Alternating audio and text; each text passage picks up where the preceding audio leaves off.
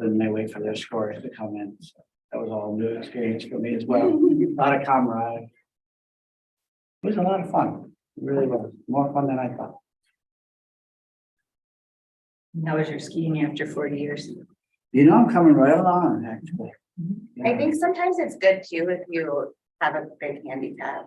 That's what I was just gonna Because say. if you have a big handicap when you first start the season, it helps at the end of the season if you've improved. That's the idea. So. right? I always look for the person that hasn't skied in 40 years. Let's just be honest. No, I'm up for great improvements, so we'll see. I took a lesson, one of the guys that knows. You just get my feet underneath me again. That was good. Because the skis are all. Did you get different. some new equipment? Yeah, I went to the Bataki ski swap, support that. Got everything, pretty much. Great. Good for you. I haven't been skiing this year. I This didn't morning think I would was have been going. perfect time. Yeah. Of course, I always have a last minute flurry before everything. Oh, Got yeah. to do you on It was so thick and heavy though. That's nice sometimes. That's what grooming is for. Depends. I like skiing in different conditions. Did you include, were you the one that included that link to the Minnesota article? Mhm. Yeah, wow. Did I, what was it again? It was just basically their master plan for their urban tree planting and all that's, it's like a book. There's a lot in Yeah, it. I I went to the link and somebody, so this is all St. Paul, I think. And it's thorough. Is that me or you, Victor? It was you. You. Yeah, it's, I mean, I see where we're going with all this, perusing that. Yeah. Well, that put together. It's got to step it up a notch. Good.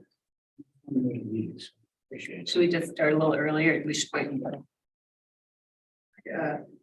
Wait a I have minute. 12 on the dot on my watch. We can start this one. Okay. Good, let's have the meeting come to order, and Victor, would you like to do roll call? Yes, Gail Brown, Here. Jamie, Here. Patrick, Here, and Dana. Here. Teresa said that she was not able to make it. She's traveling. And then Jackson is in Traverse City for an appointment, so. We do have a quorum. That's good. Welcome, everybody, to Tree Board 2023, and especially to our new member. Thank you. I'm excited. We're excited to have you. Yeah. And Go to our minutes. pardon? Minutes, yeah. Yes, I was getting to that. Did everybody look at the minutes? yes. We have a motion to approve. I'll make a motion. I'll second. Okay. Motion by Jamie and second by Gail. All in favor? Aye. All right. Victor, any board communications? No other than about the agenda. We should probably do new business, number 1 and 2 first, before we go to old business. Yeah, Let's that do the sounds elected good. chair, vice chair, and then orientation, and then get into old business. Yep. So we can get those things out of the way. All right, this is where we elect our officers for the year. We just have 2 positions, chair and vice chair. Okay. And do we have any nominations? Should do public comment first. Oh, I'm sorry. Any public comment? No, those are our. Okay, I'm George Pete, 508 West 4th Street. I'm a little late to the game on this, but it's regarding the trees on M119 in front of Bay Bluffs. I believe, George, that's on the agenda. If you want to just wait until that time. If you prefer, but I would kind of, I'd like to get out of here. yeah, I don't have a ton of time. Personally, I think it's kind of crazy to cut down all these giant trees. There are a mix of white pine and it looks to me like maybe also Scotch pine. Which, Austrian, yep. okay, yeah, still susceptible to disease and insect, not native to here, also harbor disease and insects. If those wanted to go, I would be fine with that. There are some magnificent white pines there that are probably 80, if not 100 years old. Through extensive public input in rewriting the master plan, we have realized that the community wants big trees, great views, great vistas of this community, of the bay. These trees are on the bluff. They line the corridor, this marvelous entrance to our town. We've spent a crazy amount of money redoing the landscaping out here. I just think it's pretty nuts that we're going to cut down these trees that are a tremendous resource to our community, and that people have clearly voiced their opinion that they love and want to have. When we could take the opportunity to front foot climate change and sort of adhere to and work with the master plan and potentially bury the power lines instead of cutting down some trees that we can't replace. That's all I have. Let Victor address that. Oh, I already addressed it yesterday at the planning. Yeah. commission Okay, meeting, but okay. yeah, all right. But I just thought that you guys should hear it. Yeah, we feel kind of the same, but I think it's like city infrastructure and power trumps trees. Right, but we So- have more easterly storms now. Climate change is a thing, and it's not gonna be the trees that bring the power lines down in 5 years. It's gonna be an ice and wind storm. Mhm. So. Anyway, I said my piece. Yeah. Thank you, guys. I appreciate your efforts. Feel And your pain, yeah. what are your species, just quickly, that you're targeting to replant with? We had talked about 4, and I've got a new one to introduce today. There's crab apples, of course, come in from We got them right downtown here. going up. So I guess that we was got a this- new one that I wanted to talk about today. And then we had narrowed it down to 4, Victor. And I think they're before this, in the beginning of the packet. Okay, all right, thank you. Thank you. we'll get to that. Okay, all right. Thanks, George. So, quick question. Yeah. I mean, for instance, like this. Does tree board actually have any ability to make that decision change? No, they advise council and staff. Right, so that would be somebody else. But they can wanted to follow advise. Similar to something, they would go to council to hear that. Yeah, but I guess they come here the tree board advises council. I talked to George yesterday at the planning commission meeting because he brought it up. And I told him that the planning commission, because he's on the planning commission board, that the most appropriate time to bring it up is during our review of this capital improvements plan, because this tree removal was on the capital improvements plan. As a member of the planning commission, that's their time to look over the capital projects and say, we think this project is good, or we don't think this project is good, or we have some questions about this project. He just must have missed it on the capital improvements plan review, and he's now just finding out about And it. I did bring it up at council on Monday, and I just feel like it's kind of far down the road, and were you gonna look at, did you say in an email you were gonna look? Yeah, into we it, looked or- at, it's at least $400,000 to bury the lines, those lines, that section of line, which is to remove the trees is 10% of the cost. I mean, we just, that kind of money to do what we do, we wouldn't. And then the risk is if we do lose those lines from a tree branch falling on it, the whole town, Bay Bluffs, they're out of power for who knows how long. So it's, I mean, the risk versus reward is, it's kind of, yeah, we made that decision. They already awarded a bid to a contractor to remove those trees, so. It was kind of late in the game, as I know that's why George said he was late, it was kind of late in the game. So in the future. Is there a way to have tree board input into that decision as far as the value for a non-dollar and cents issue? I mean, like, Yeah, anytime. but like. I think what George was saying, and I don't need to go too far with this because it's not actually an agenda, is that there are benefits that those trees give the city that aren't necessarily, $400,000 versus $40,000. I mean, how do you quantify things like evaporative cooling in the summer or carbon sequestration or air filtration? And so some of those things, it might be a good idea for us to have a number to try to put forward so that we can kind of balance those numbers out, so that at least we can say we've considered them. I think that, $400,000 versus $40,000, we're not gonna get close to that with, the the value that those trees bring, we can replant and probably have a similar impact as far as climate change or carbon sequestration. So it's actually better to put small plants in than get big. Now that they're big, it's better than the landscape. That's what I was trying to bring up, though, if we did think we were gonna do it, let's say in 10 years or 15 years, we might be looking at different species that would get bigger. Mhm. It was never on our plan to bury those lines, probably for a long time, so. They tend not to bury the primary feed into places, like the secondary lines are much easier to bury. They tend to, primary lines tend to be overhead, and that's, you'll see even when you're on the highway coming downstate, right? All those transmission lines taking the electricity from the power plants, they're all high above, they're all overhead. There's more. I've talked with Michael, our engineer, about it, and there's a lot of safety access, there's a lot of different reasons why they do that. But it's not that they're impossible to bury, people do bury primary lines, they're just not in the forefront. Usually secondary lines usually get buried first. And we're talking about transmission, not distribution. Right. So we're going into the city, not Yeah. to the house.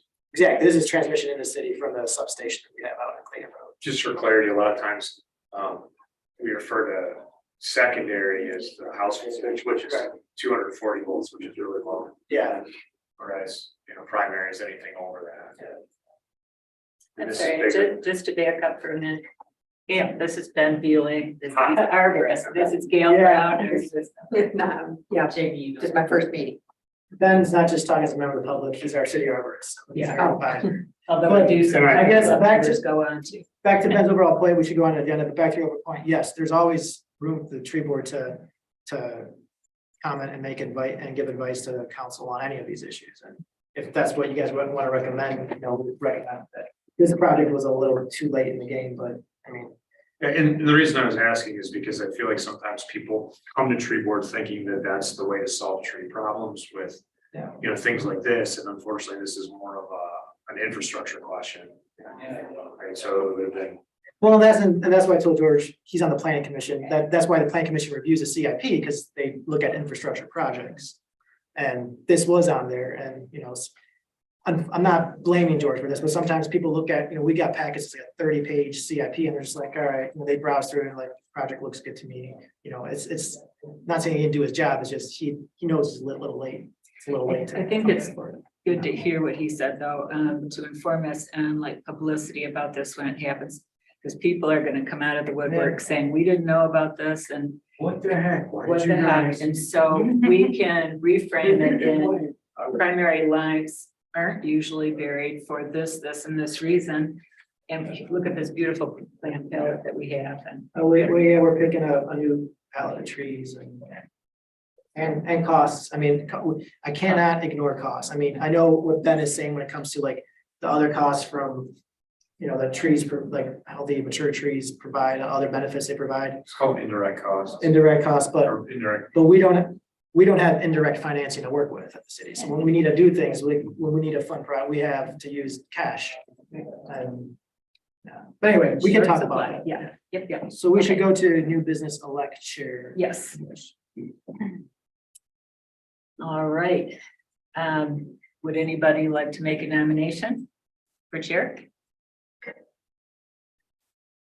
About Dana. Well, I would love to do it. I'm gonna just say up front, though, I don't think it's a good idea for me to be a chair of two boards. It just doesn't look good. So, I was gonna nominate you as well. oh, thank you. Very nice. I'd be We happy don't to have a be rule vice chair. that says, we don't have a rule that says you can't be, but if you don't want to take the nomination, well, I've had a council member tell me that she didn't think it was appropriate, so I think probably I will respect that, and I would love to be vice chair and help the chair with whatever's needed. that leaves us with three people, Teresa, Patrick. Teresa, can I nominate Teresa? I would second that. Yeah, Teresa? Sure. Did you reach out to Teresa at all? Did she? I did, she didn't respond. oh. Yeah, I mean, that's tough. now you get it. So it's kind of hard if we don't even know she wants to do it.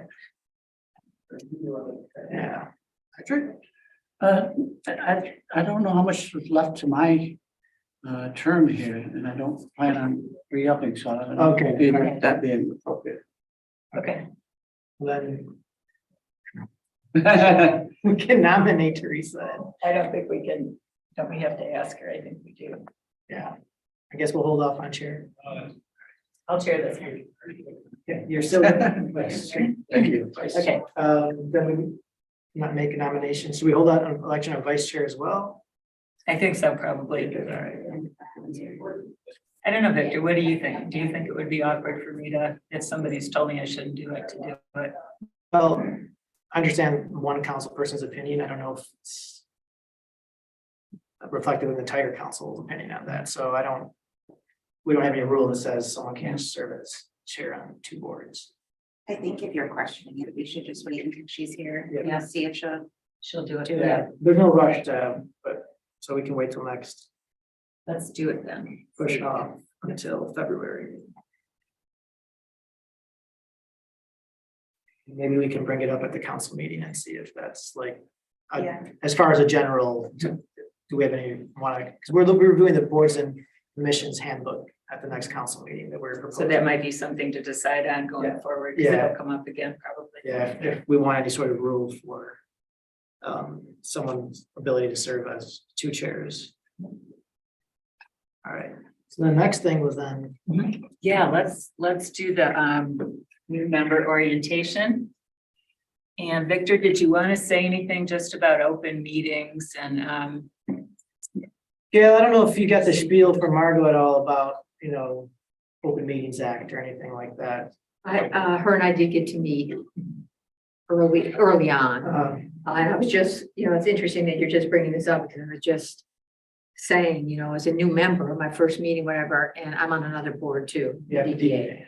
And I'm like, okay, well, what do you do? When you're not in a meeting, Yeah, so this is, Deanna decided to provide this presentation. She made this, and it's a good overview actually for everyone. And yeah, I'll say something really quickly about Open Meetings Act. And I think all of you are fairly familiar with, the public has a right to speak at meetings.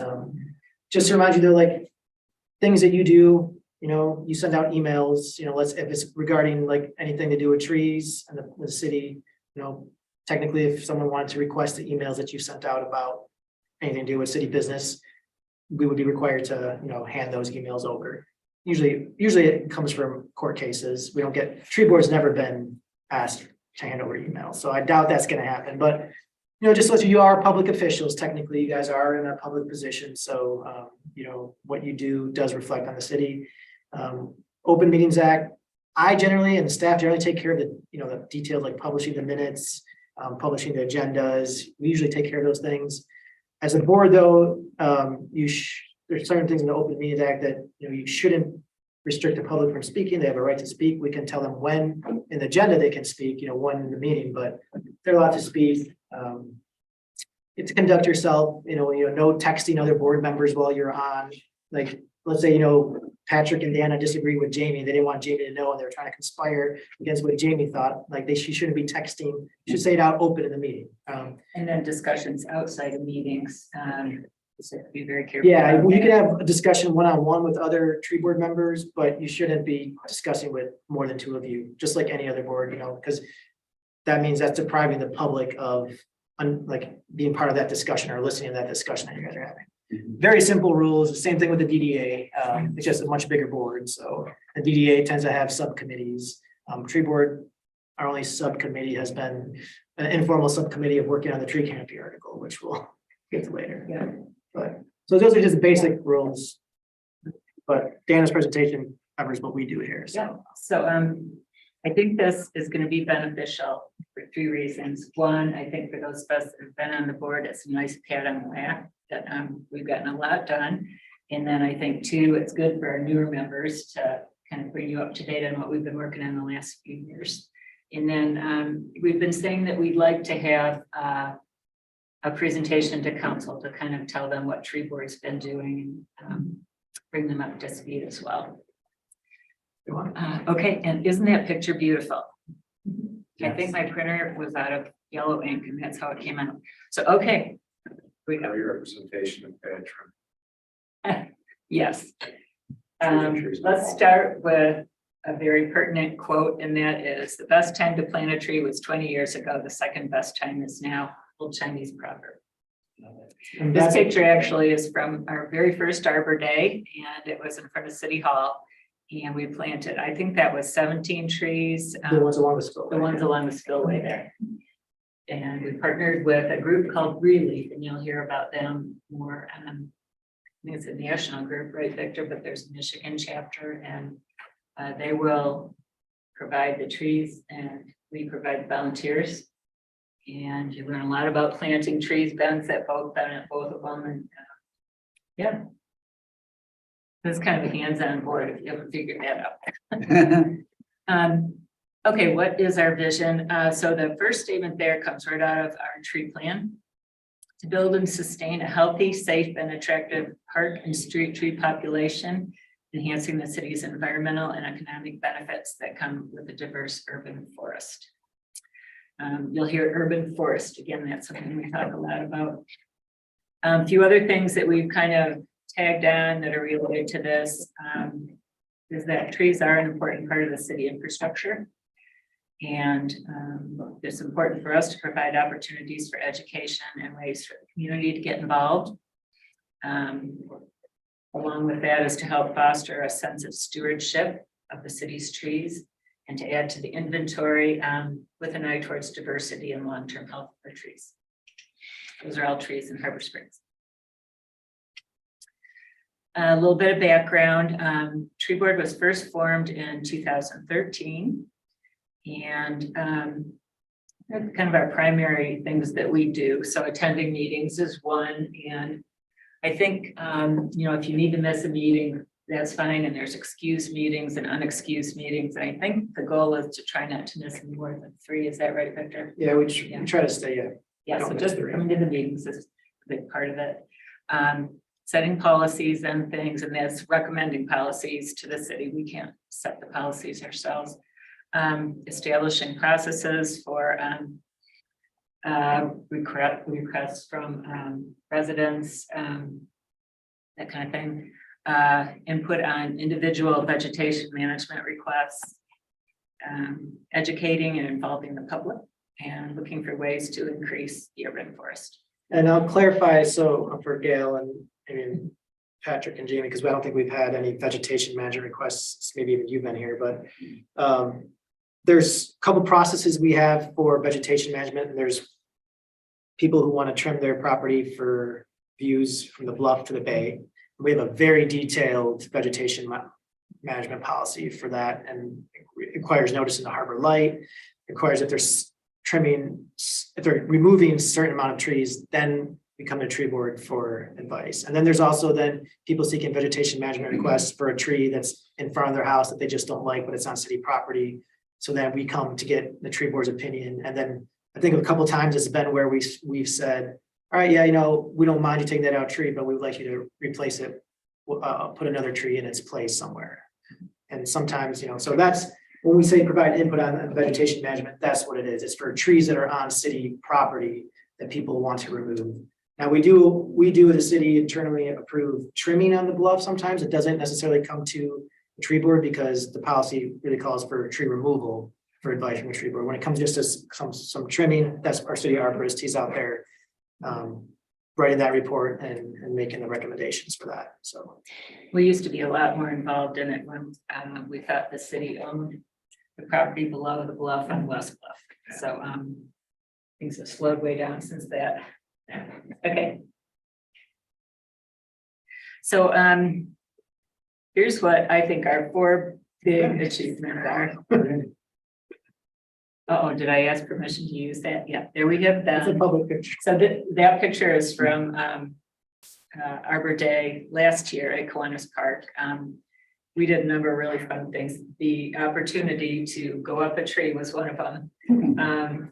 Let's see, we made bird feeders. We had a tree identification walk. We had a member from the tribe come and talk about the role of trees with the Odawa.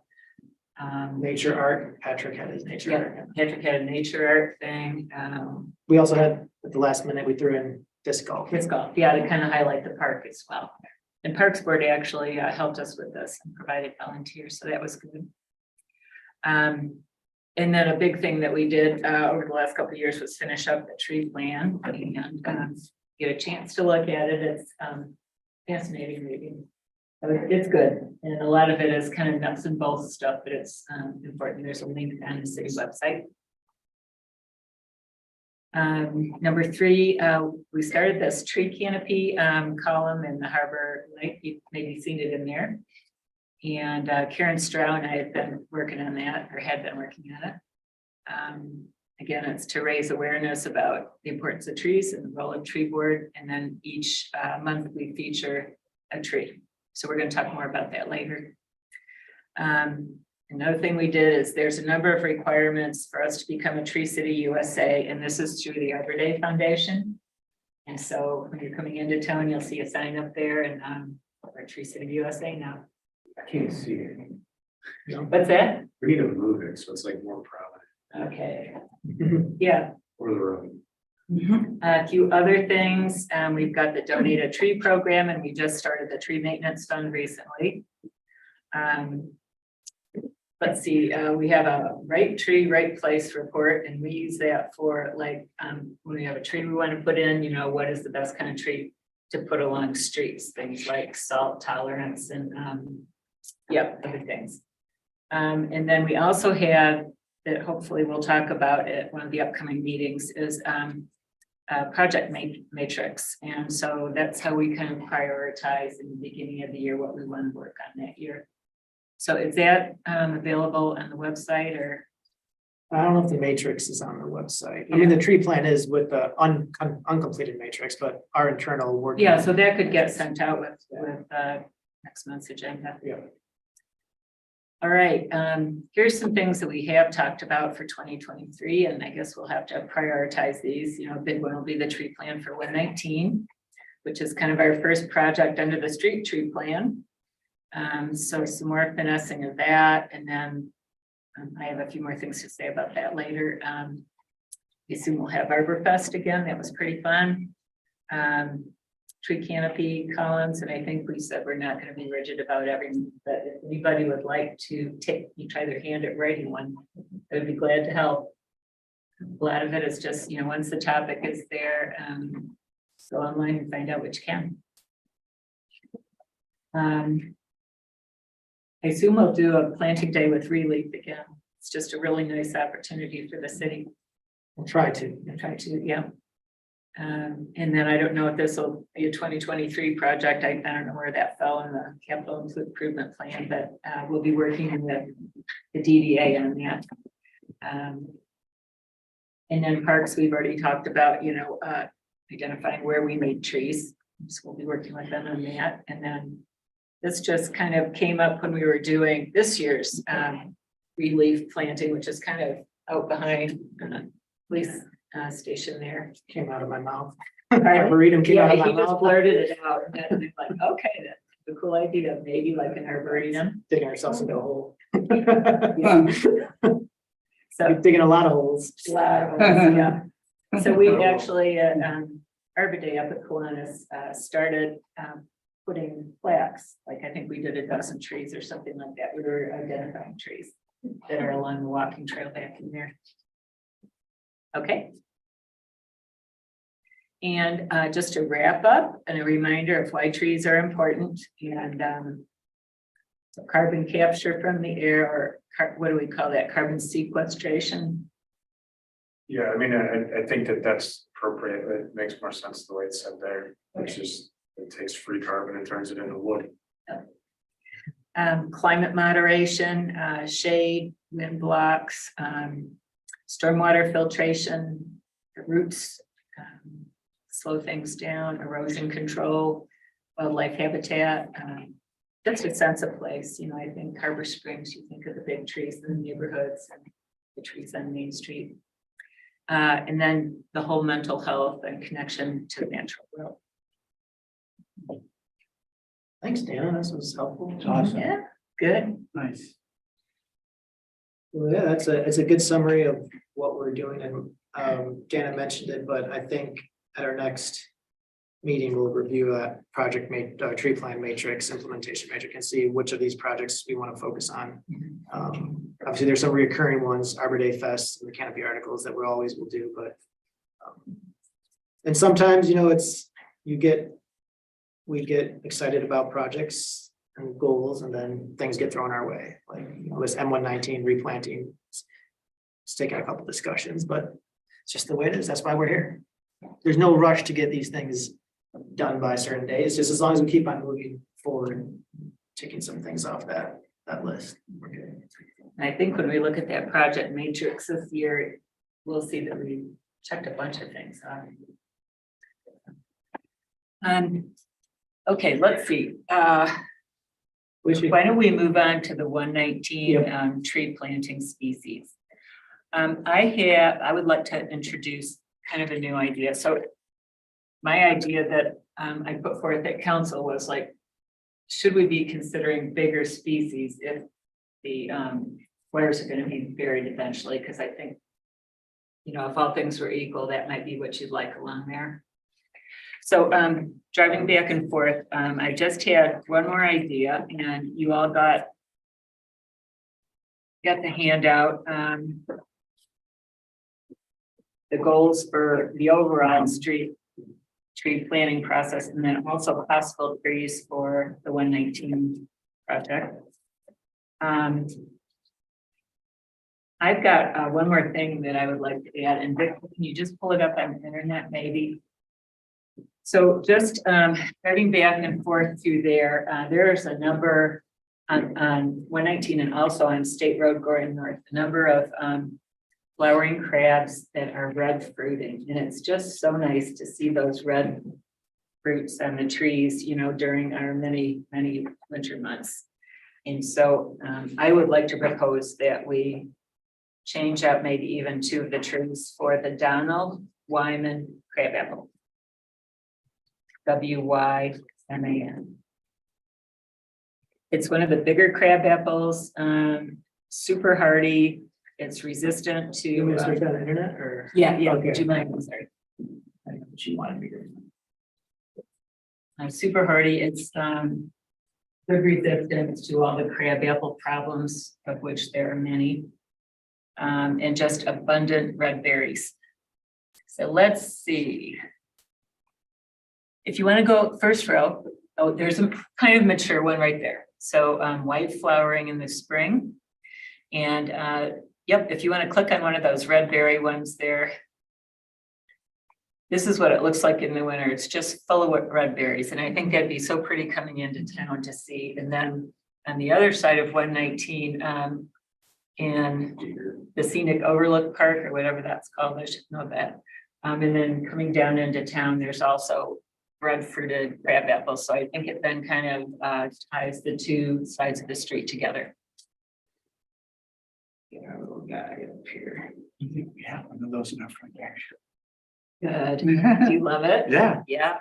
You ever had trouble with it? no, Good. There's coming into Yep. town, there's Big Bluffs on the right. And you can see the crab apples, those are the smaller trees kind of in front across the street.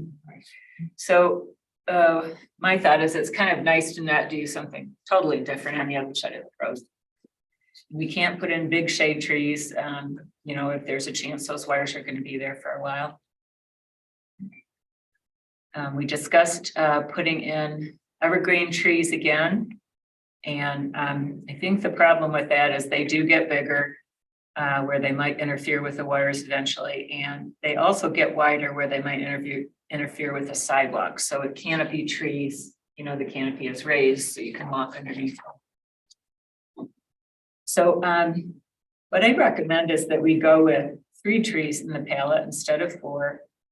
And if we could go back to that original document that has the 4 trees that we've been looking at. Is this the one? Yes. So there's a picture of them in the spring, and then below are pictures in the fall. So I would like to recommend that we eliminate the Cleveland pear and the tree lilac. No, neither of those have significant fruit in the winter, and we replace those with the Donald Wyman crab. The Donald Wyman crab isn't gonna get quite as big, but we have the benefit of spring flowering and then the red fruit in the winter, persisting fruit. So we would have the 3 species of the Donald Wyman crab, the crimson sunset maple, and the imperial honey locust. Crabs do get a nice fall color, can go from yellow to kind of purplish. So, not to cut you off, Dan, but I mean, one of the goals in our mission statement is that we want a diverse canopy. And so with that, one of our rules of thumb is that we want 10, 20, 30. We want no more than 10% of our inventory is going to be one specific plant, right? So one species. No more than 20% would be one genus, and no more than 30% would be one family. With maples, so the crimson sunset maple, we're already above that threshold. You know, we kind of have said, well, in certain instances, we are, we will accept a little bit more of a monoculture with the plan that someplace we're gonna have to take maples out of the inventory pretty heavily. But right now, the family for maples is representing 40% of our inventory, which is better than Petoskey. Petoskey is 60. Right, so that's huge. If they have a maple feeding bug, they're gonna have big problems. But the crimson sunset is also Norway maple. So we have 40% of our inventory is already exceeded. We have more than 20% of our genus. So we're really heavily represented there. Whereas the Cleveland pear is much lower in representation because it's a high risk. So we don't have that genus except for maybe 5 individual plants or 10 individual plants in our entire inventory. I would say maybe if you want white flowers, we keep the pear and trade out the sunset maple. And the ivory silk tree lilac, we have very few of. We do have a lot of honey locusts. So like if we're gonna add maples, we need to plan for where we take maples out, I think. If we're gonna hold true to what we're supposed to be doing. And this, what Ben's referring to are trees on city property. We have all the other millions of oaks and trees that are on private property. Yeah, we don't Yeah, inventory trees far in people's exceed. backyards. Yeah, far exceed the street trees and the park trees. That's true. I guess the reason to remember that rule though is because it all comes down to if disease or if something happens to those trees. So it doesn't matter what's on private property. If 40% of our trees are maples and they all get infected, and then either we're down 40% of our trees or we have to replace 40% of our trees. So that's what we're looking at. So they might make up 5-10% of the overall city's portion if you count all the private homeowners, but we're looking at that rule. So it's a cautionary rule. I mean, that's just to make sure we don't find ourselves in a situation where we did all this work planting all these great trees to make our city look pretty and then they get wiped out. And the odds of them getting wiped out are not high, but no one thought they were gonna be high for elm trees at one point and then they all, so it's. Or ash trees. Or ash trees, yeah. Anyway, those are good points, so. I think we also have to keep in mind too, that like with crab apples, it's malice. We already have lots of crab apples in the city. And even though it's scab resistant, which is what Dan was talking about, is it's resistant to apple scab and fire blight, it can still be a harbor of those. So it can still infect other trees on properties. So the reason we want diversity is so that we don't have a disease or a pest that can go from one host to one host to one host and just keep moving unchallenged. If we have lots of different trees, parasites and pathogens don't move between, you know, different families or genuses so easily.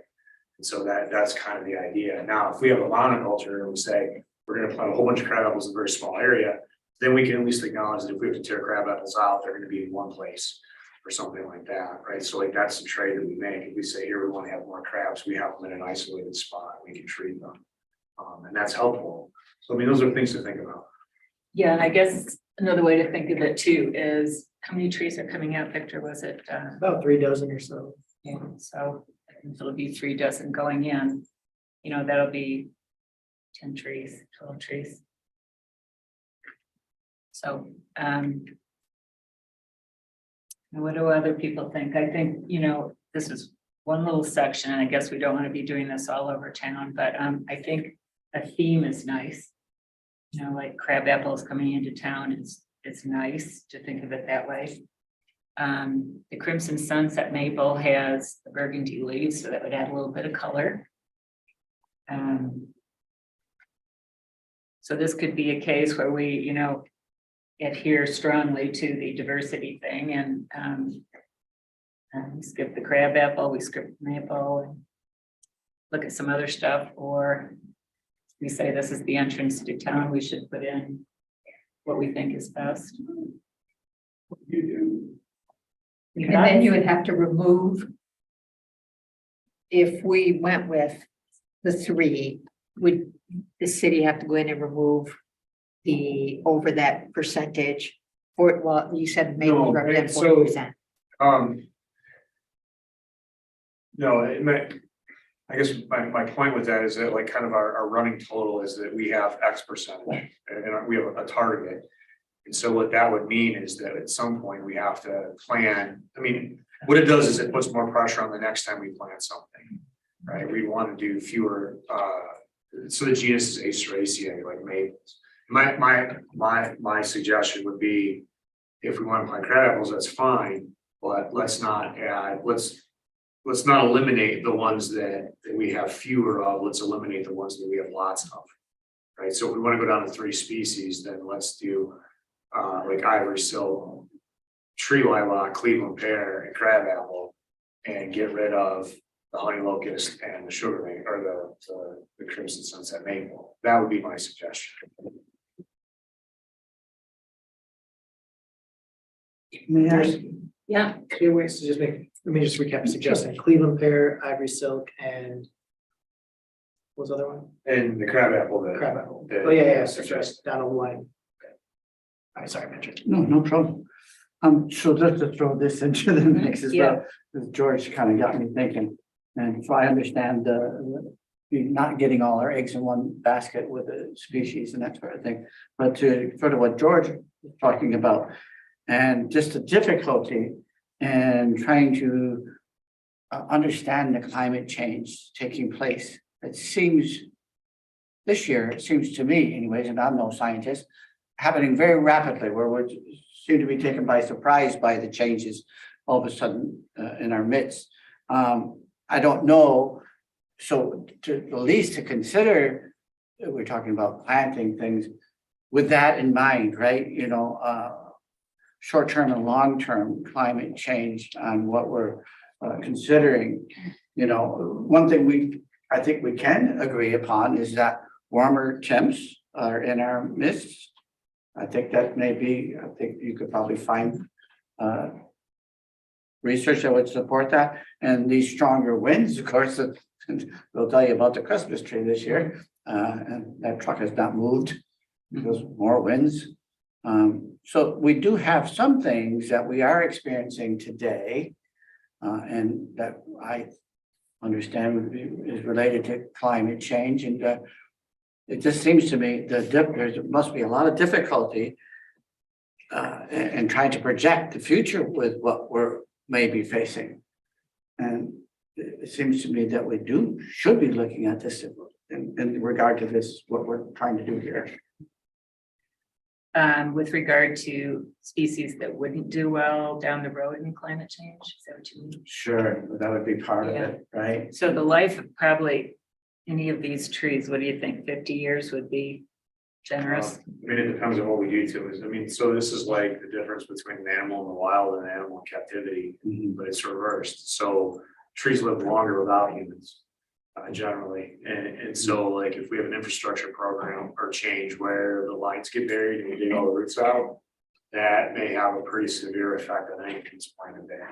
If we could horizontally bore and go underneath them, it probably wouldn't have any effect, but it would be exceptionally expensive. So, you know, we're replacing a sidewalk, right? If we replace the sidewalk or the parking lot that's on private property behind these trees that are existing, that would be a huge problem. So, I mean, general rule of thumb is like 15 years in the city setting is the average lifespan of a tree. And some of them do really well. The one in the middle of the park that doesn't get a lot of influence probably will live a really long time. Ones that are inside a concrete square have a very short lifespan. And I think, if we're talking about climate change, what we should be thinking about is how much carbon goes into that organism and stays there. And like, that's what we keep talking about with, is the release of carbon dioxide, which works as an insulator. And most plants will turn that carbon dioxide into some type of solid, non-free material. And so something that gets really big. So if we cut down a really big white pine and that white pine gets burned, chipped, becomes mulch and rots, all that carbon becomes carbon dioxide, goes back in the atmosphere, becomes free carbon dioxide. And another plant will absorb that and turn it into tissue. If we have an itty bitty little plant, unless we have thousands of them, it's not going to have the same net effect. It's still going to have a spike in carbon dioxide, right? So if we're looking at what George was saying, and we want to address that idea, what we want to do is have mass that is equal to what we take out. Lots of crab apples. I don't think there's a benefit as far as species in the wintertime. Like an evergreen isn't more efficient than a deciduous tree because they're both going to be dormant during the winter, right? So, crab apples will be a reasonable replacement. We just need a lot of them. Then we get out a net zero change. So. I don't know, does that answer I like, love kind of what you were a talking to? lot of cribbage. I'm saying it's a subject that we really should make space for, Mhm. because it's seems to me so quickly evolving. That, that we see, so it's not just what you said about the species, it's not just power lines, right? It's all these things associated to it that it seems to me, we gotta put some importance to this and treat it as a subject that should be included in everything that we're talking about, and that it's not staying still. It's, So let's put it on an agenda at a future meeting. Shall we do that? thank you. And people can do research and see what they think and how that might affect what we do on tree board in Harbor Springs. Thank you. Okay, and we're just looking at the time, so let's Thank you. We need to. let's wrap this up. So, Sorry, if we can narrow down the trees. yeah, So we can, or I think I'd be okay with those three. And let me tell you what I like about springtime. So the Cleveland pear would flower first, followed by the crabapple, followed by in summer, the ivory silk, Japanese tree lilac. So throughout a big range of the year, you'd have white flowers along that corridor. And they wouldn't all flower, like they wouldn't all turn white at the same time. Nope, they would be sequential for sure. And then for fruit, we would have, as summer goes on, the crabapple fruits, Cleveland pear fruits, but there are these little things you can't even see. What's the fruit on the tree lilac? I'm trying to think, little pots, right? Yeah, there's Yeah. the same thing that They're you kind see of on a in- common lilac, a little green. Inconspicuous. So, but we'd have the crab apples. So maybe we do more of those. Let's see. And then in the fall, Cleveland pear, great fall color, ivory silk, yellow, crab apple. You tell us what color your crab apple turns, kind of anywhere from yellow to kind of purplish. I have one that's really dark purplish, and then the one that stays kind of red. Yeah, so I think we'd have a good show in the fall, and then we'd have the little crab apples in there. Make a beautiful entrance. That's what that, yeah, right. And then if we could put a little in the budget to maybe. Well, I guess if we've got crab apples across the street, just so it doesn't look like we're doing one thing here and something completely different. we have right now so the project was supposed to cost us about $50,000. It's gonna cost about $40,000 to remove the trees. So we have 10,000 so far to work with plantings, which right now is about 18 to 20 trees, depending Yeah. on what. So if we get some donors, we could, step it up to get, if we need to fill up to 30, 36 trees, we can get to that planning portion, we'll sit down Yeah. and look at, spacing and everything with Lucas and Ben, but. So right now we have enough for, I would say, about 18 to 20 trees. Yeah. So that's still pretty good, and we can get some more money for others, and we could always theoretically over time plant more as well. They don't necessarily need to plant all 30, 36 at once, so. It's something to keep in mind, like, if we're thinking about what might happen with those power lines in the future, whether it's 10, 15, 20 years from now, maybe staggering the planning works as well. So I don't know. But anyway, it's a thought. But let's stick with those three. Those three trees, yep, okay. Is that good with the whole board? Yes. That's Ben's suggestion. And then I did offer to drop a little conceptual plan, once we narrowed down the species, I'll do that too, so we can get a better idea of, how many trees it would be. Okay, let's see, should we, move on to tree planting location? That was, did you update that? This, Yes, the big drawing, the graphic. yeah, because this is the old one. Yes. You've I updated did. it since, okay. Do you want to talk about this now or wait till next time? We could wait till next time. I just had a few concepts that I've been thinking about to introduce. Some different approaches to how we think about this. So project size, like, do we want to tackle a corridor and try and get a grant or a donation program going to just do it all at once instead of just like a little onesie, get a tree donated here or there? It's something we can talk about, but that's something that I think would be interesting to try and do.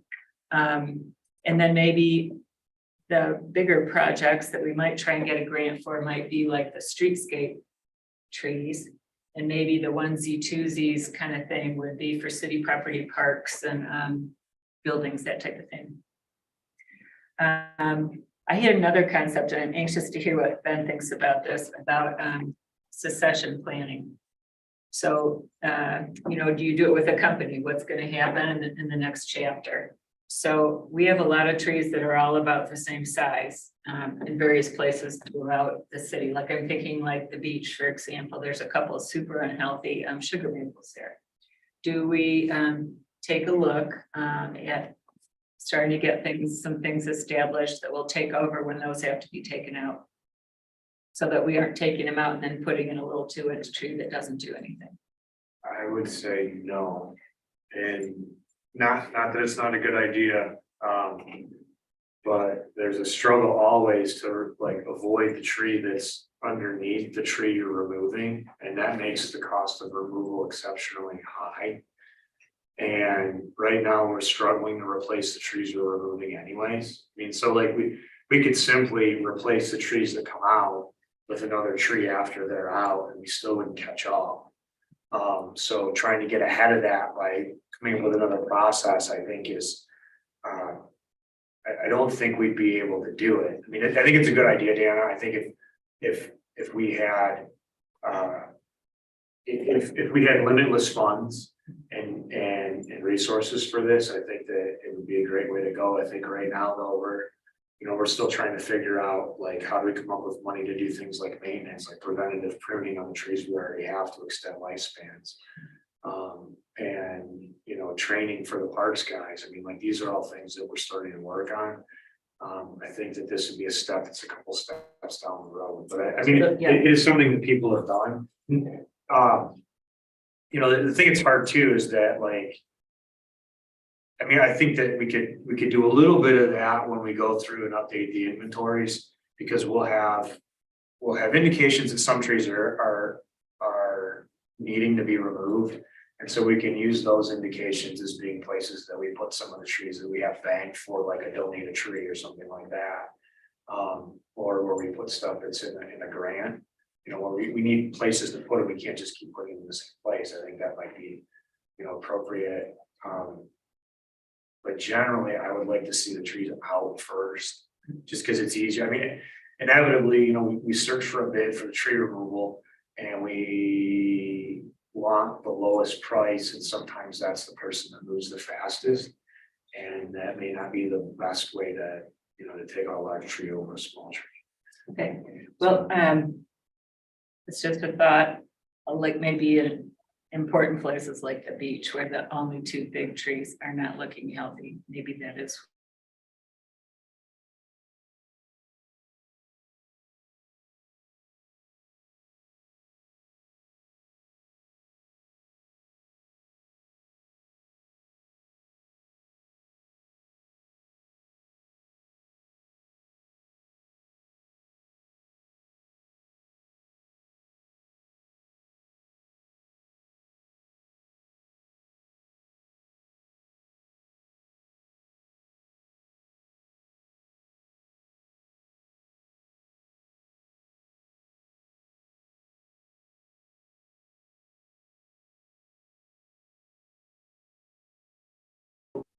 fruiting trees, but, We just lost it for a second. oh well.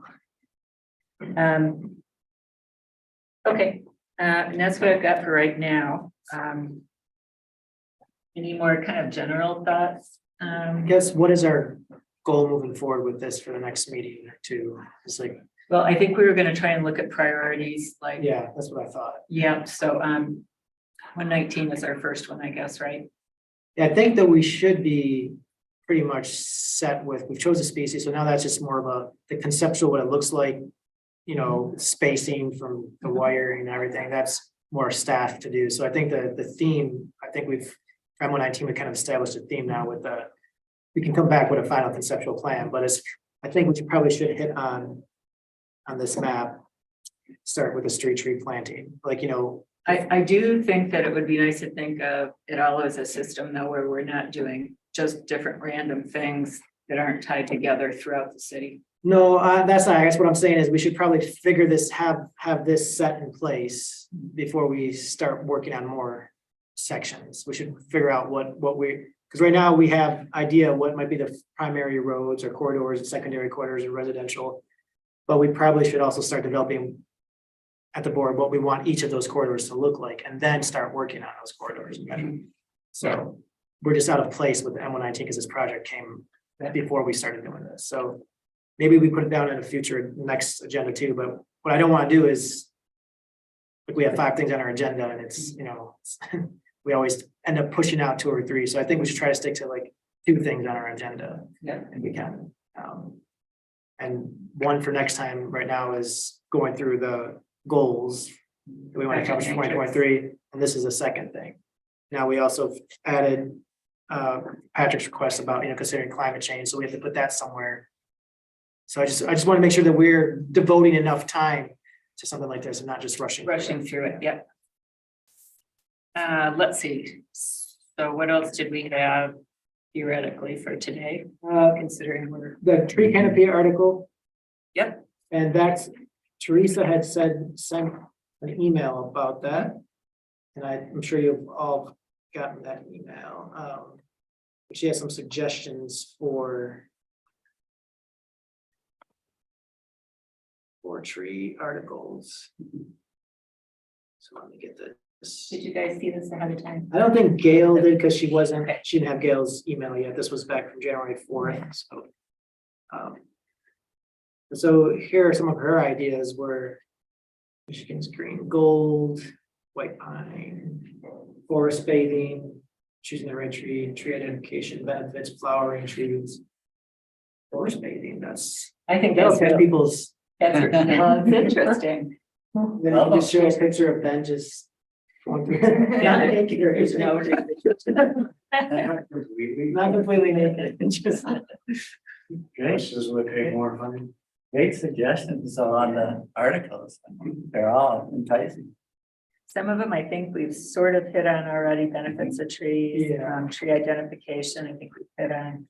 The flowering trees, yeah, I think, So I like choosing the right trees, maybe this is where we highlight right tree, right place for use by residents.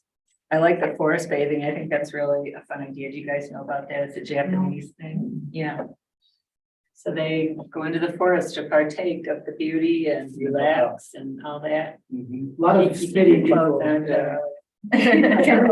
It's pretty big with city urban people, Yeah. obviously, because they don't, so they will take some time to go away to a forest and they call it forest. I'll get a white cedar.